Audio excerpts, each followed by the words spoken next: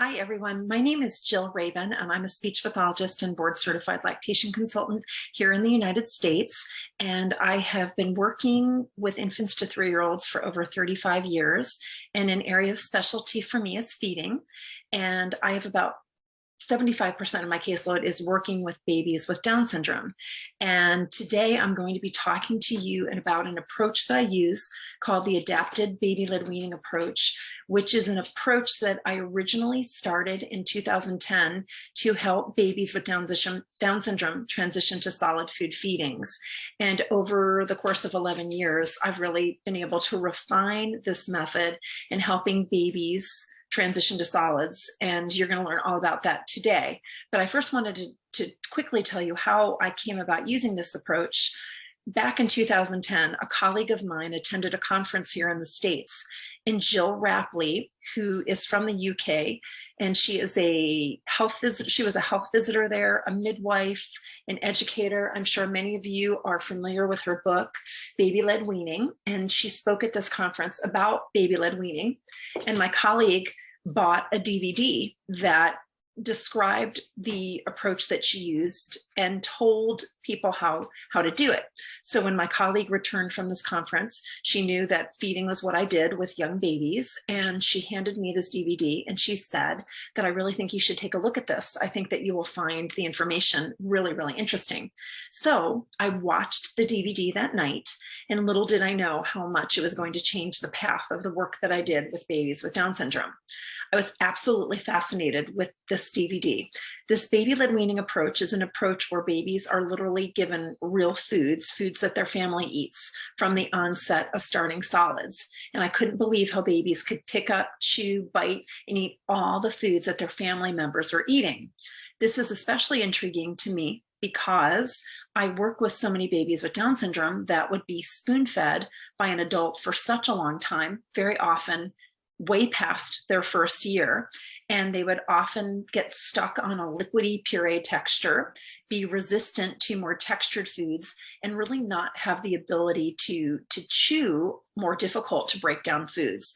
So I decided that I was going to figure out a way that I could do this approach with children that were neurodiverse, and that would help them with chewing, swallowing, independence, all the important skills that babies need to be able to feed on their own and to have a good relationship with food.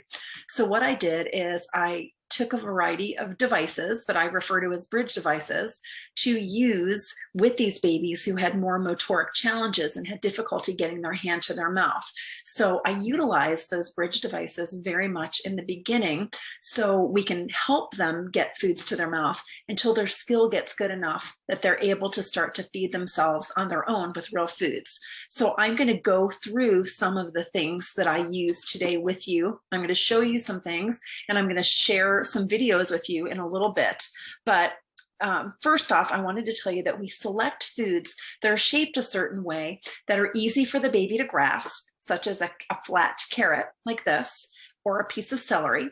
And people get really nervous when they see that this is the food that we start with babies, because isn't that dangerous if they bite through a celery stick or a carrot? But actually, babies at 6 months or 7 months even are not going to have the jaw strength to bite through foods like this. But what it does is it gives them an opportunity to have a handle to hold onto and enough food coming out of the top, then they can get it to their mouth and work on that nice jaw strength and up-down biting. It's a great way to start. So we often start with these starter strips, or what we call food teethers, such as celery, carrot, or a red pepper, anything firm that gives the baby experience with biting, gnawing, and getting taste. So we can do this with all types of foods. We can do it with a rib bone, and pull off the meat and let them gnaw on that. We even give babies strips of steak to do this with. So these are some of the first foods that we will do. And we'll talk about in a little bit, when I show you videos, how we start generally with children with Down syndrome a little bit later than 6 months, maybe 7 months, but it really depends on the skill of the child.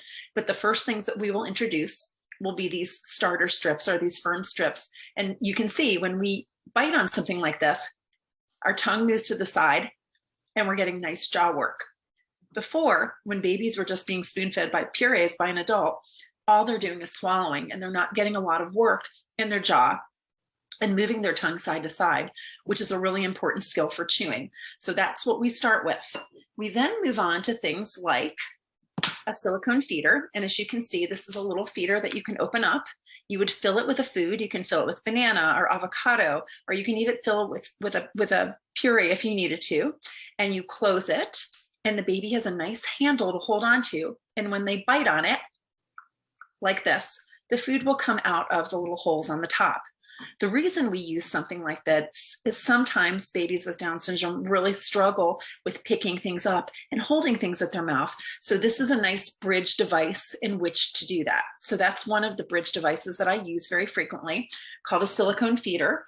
We also use something called preloaded spoons. So we will take a spoon like this that has a flat bowl, so it's easy for the baby to clean the food off of the spoon. And we might take a fork and mash up an avocado or a banana or a sweet potato. We dip the preloaded spoon into the food and we hand it to the baby, and the baby brings it to their own mouth. The way we feel with this approach is the baby always feeds themselves from the beginning. Nobody has to do it for them.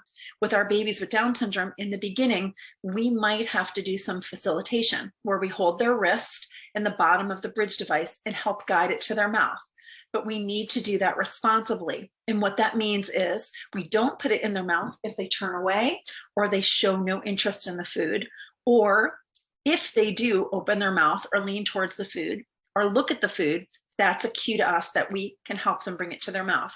Our hope is that after lots of practice and helping them do hand to mouth, that eventually we just hand it to them and they pick it up and bring it to their own mouth, or we can literally preload the spoon with food, place it on the tray, and they look down and pick it up and bring it to their mouth. That is actually a very important skill, because after the babies had lots of practice and they're really good at bringing things to their mouth that it's handed to them, the next step is putting it in front of them on the table or on the tray, so they learn to use their vision downward, pick up the spoon and bring it to their mouth, or eventually scraping mashed food on their tray or picking up pieces. So this is a nice hierarchy of, first you start with handing them things, and then you work on placing those things on the tray so they have to look down and pick it up themselves. So those are two of the bridge devices we use. We also sometimes will use what's called a Bubba straw, which is a silicone straw. We generally cut it in half. We fill it with a syringe or with a pouch with a puree, and then we place the straw into the freezer for it to freeze. Then what we do is we can hand the straw to the baby, and the baby again can work on chewing and jaw strength, and the puree will come out of the straw and reward their chewing efforts. So these are some of the devices that we use. And we also will use do some cup drinking. And I love cups like this. You can see that this cup has a nice opening at the top. So when you are giving the baby a drink from an open cup, you can actually see what liquid is going in. We usually start with a pureed liquid that we thin with either breast milk or formula, because a slightly thickened liquid is going to give the baby more control. And what's really important about this skill is it works on suction. So the next time you're drinking out of a cup, you can see when you place it by your mouth and you get the liquid out, you're actually activating your cheeks and suctioning to draw that liquid out of the cup. So this is also another skill that we work on very early on with adapted baby-led weaning. So in terms of the benefits of this approach, there are so many benefits for babies with Down syndrome. First and foremost, working on that constant hand to mouth, working on eye-hand coordination.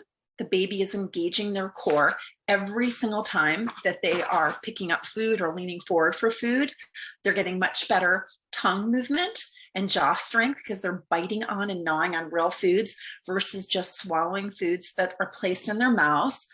They also get much better attention and play skills because they are so used to picking things up and using their vision with their hands for such a long time while they're learning to eat, that when they start to play with toys more and do things with their hands, they have so much better refinement of their fine motor skills and their ability to use their hands that they don't get as frustrated. So there's so many positive things with this approach to help babies. So before we move on to some videos that I wanted to show you, I did want to stress the importance of always having a feeding therapist on your team if you decide to do this approach with your baby with Down syndrome, for the reason that you want an expert who really understands how feeding works, what type of skills you need for what texture of food so it's done safely.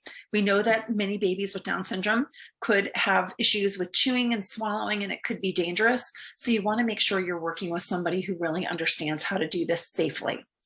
One of the things that your feeding therapist might do, and that feeding therapist could be an occupational therapist or a speech pathologist, they are going to create what's called a pre-feeding program and a therapeutic feeding program for your baby. With a pre-feeding program, you're working on lots of things and lots of skills that are going to make the baby a more efficient eater. So for example, if you've ever seen this device, this is called a chewy tube. We use this a lot to work on jaw strength. So we might place it on the baby's first molar and we work on nice up-down chewing and graded biting. We also might do something with it where we work on the tongue moving in different positions. So we place it in the front of the mouth and the back of the mouth, getting the baby to move their tongue in the direction of the chewy tube. We also work on resistance. So if the baby bites it, we pull it to work on jaw strength. So those are called pre-feeding skills. And some of those skills that they'll work on will be jaw strength, working on lips together, tongue movement side to side. So lots of skills that we'll do with more devices that are not food. In respect to food, we will use food to also work on skill, and we call that therapeutic feeding. So we might use a fork and put small pieces of food on a fork and place it in the back of the baby's mouth to get them to use their back biting surfaces. Or again, we might, when we're using these strips, really having the baby practice that up-down biting. And that would be therapeutic feeding because we're actually using food therapeutically to work on those skills. So pre-feeding with devices and therapeutic feeding with food. So that's something that your feeding therapist would work on with your baby to ensure that they are eating safely. And now I think I'm going to go ahead and I'm going to share my screen with you, because what I want to do is just show you some examples of how this might look if you were doing this approach with your baby.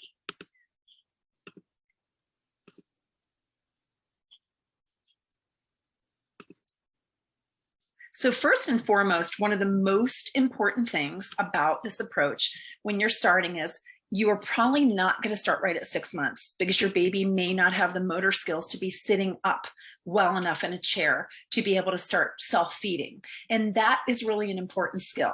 And you can see that the chairs that I selected for these pictures are important because you want to make sure that your baby has foot support.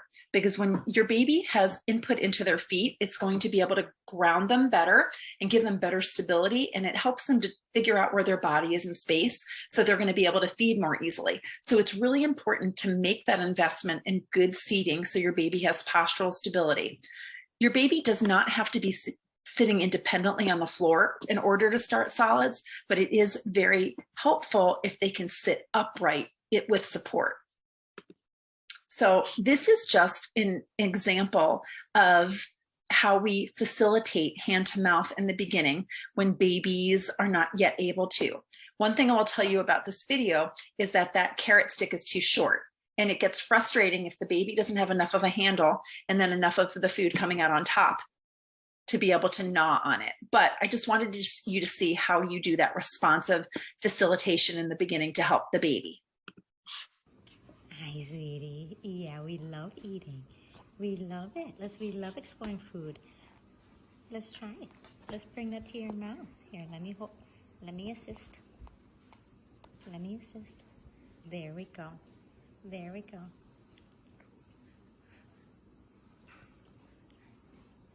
Almost. Good job. And you could see it was a little too short, but you saw he was interested in doing it, and he did some nice jaw movements and biting on it.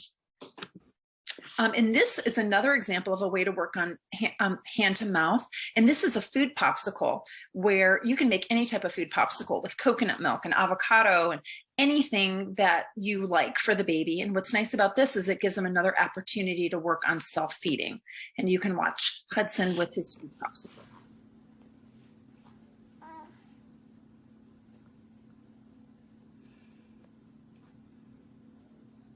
Yum, yum. So another example of a bridge device to work on hand to mouth. And here's another example. You can take a mango and peel it and cut off the sides so the baby just has the pit.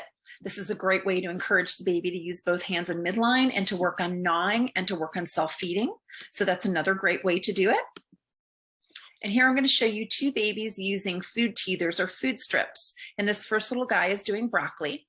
And then that same little guy is doing a rib bone with the meat pulled off. And I'm going to show you how that looks.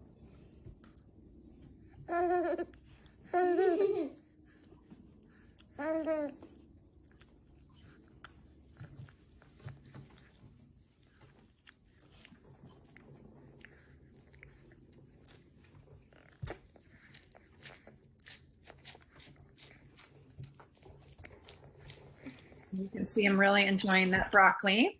And I'd say in that video, he was about 8 months, and here he's about 7 months. And you can see he has a preloaded spoon in his hand, and he's got a rib bone in the other.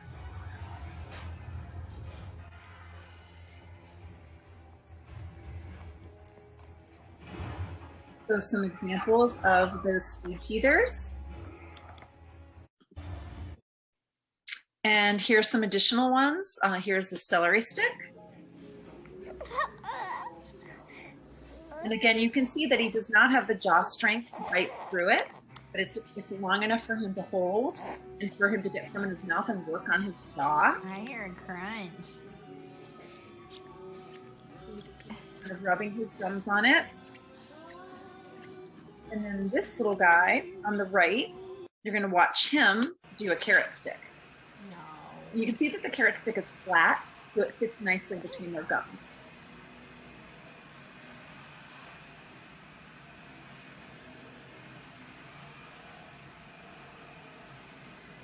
So just some examples of those food strips. And you can see here, this little guy has corn on the cob, and it's just a corn cob where we shaved the kernels off so he could gnaw on it. And this little guy is doing a red pepper. You can see all the great jaw work that babies get from doing this with food.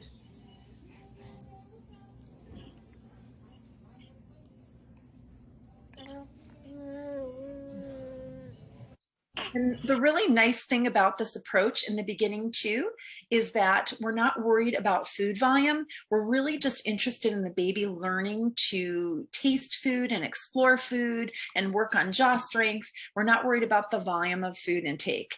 And formula and breast milk will meet the baby's needs until around 9 months. So it really takes the pressure off to be able to work on eating. And then I just wanted you to see this little guy on the left is holding a strip of steak, and this little guy on the right is holding a strip of steak and just gnawing on it. He does not have the ability to bite those pieces off, but he's gnawing on the meat, getting all kinds of taste, using his hands, and he's also getting iron from it. And obviously not all of the babies I have shown here have Down syndrome. So that's an example of what it looks like with meat.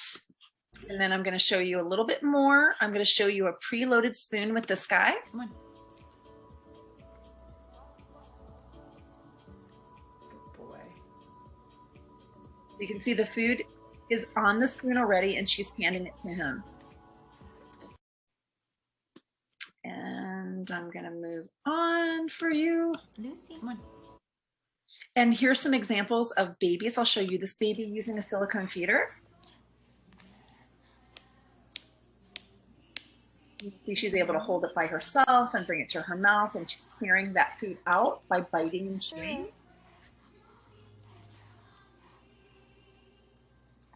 And it's really nice because doing this gives babies a lot of independence to be able to feed themselves. So that's how a silicone feeder might look. And I'm just going to move ahead and just show you what it might look like when there's a food mash on the tray. Yeah, put your hands in it. And once the baby's really good at picking up the spoons and different things off the tray, we can start doing this with mashes, and they can start to get volume of food.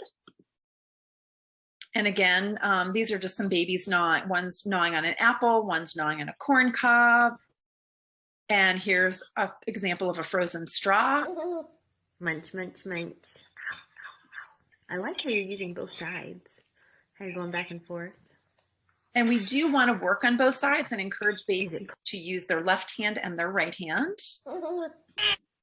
And sometimes we'll do partially exposed foods like this, so they can hold on to the skin part and then the fleshy part is exposed. And you can see we did the same thing here with the banana. And then finally, this is what it might look like with using that cup to do some cup drinking. And she's actually doing a thin liquid with him, and you can hear that suction when he's drinking. So those are just some examples of what it might look like. Thank you very much for joining me today. I hope you enjoyed this presentation. If you want more information about adapted baby-led weaning, there are a couple places that you can get that information. You can go on Instagram. There is an Instagram that was started by 2 moms of babies with Down syndrome. After viewing some of my presentations about this approach, they created this Instagram to help moms of babies with Down syndrome or with any type of feeding challenges to be able to move from milk feedings to solid food feedings using real foods and whole foods. So that's a great place to get information about it, at Able Appetites. Another place is you can go to juliasway.org. Julia's Way is a nonprofit organization that works on reimagining life with Down syndrome. I'm a volunteer for that organization. We wrote a book on breastfeeding and Down syndrome a few years ago. And in that book, there is a chapter called Child-Directed Feeding that is all about my approach with feeding babies with this approach. So you can download that for free from the website. Also, there is a group called the Chicago Feeding Group, and they have a webinar that I gave, a 2-hour webinar that I think people from other countries can watch. I do know you have to pay for it. It's only $25 American dollars, but it is a great presentation. It really takes you from beginning to end and how to do this approach. And then finally, in the spring of 2022, I have a book coming out with Jill Rapley, where we will talk about using baby-led weaning and adapted baby-led weaning with neurodiverse babies. So there are more and more resources out there for people. So I hope that you enjoy this, and reach out to me to jillrabin2@yahoo.com if you have any questions, and thanks for joining.